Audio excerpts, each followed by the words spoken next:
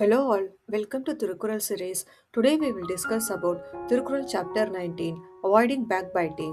So without any further delay, let's begin.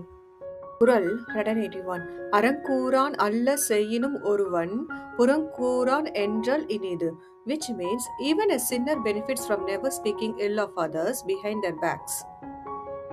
குறள் 182 அறநலியி அல்லவை செய்தலின் தீதே புறநலியி பொய்த்து நகை, which means smiling in someone's presence but slandering them in their absence harms more than rejecting virtue and committing wrongs.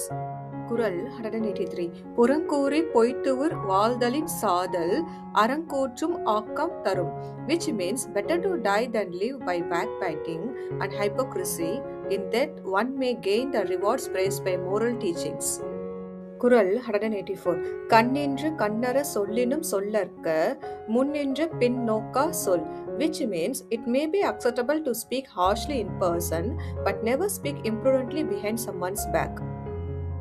குறள் 185 அரண் சொல்லும் நெஞ்சத்தான் அண்மை புறன் சொல்லும் புன்மையால் காணப்படும், which means one who praises virtue and is insincere reveals himself through backbiting.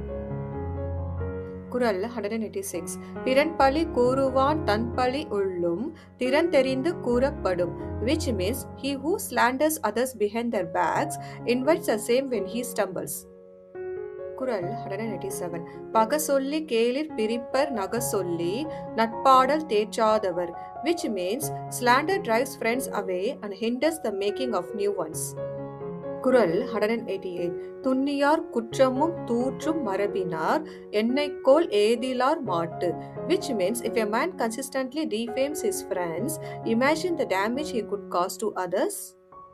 குறள் 189 அறநோக்கி ஆற்றுங்கோல் வையம் புறநோக்கி புன்சொல் உரைப்பான் பொறை, which means by its patience the earth endures even the presence of a slanderer. குறள் 190 ஏதிலார் குற்றம் போல் தங்குற்றங் காண்கிற்பேன் தீதுண்டோ மண்ணும் உயிருக்கு, which means if one viewed his own faults as he views others, would human life suffer any harm? Comment your favorite குறள் below. Like and subscribe for daily Tirukural updates. Thanks.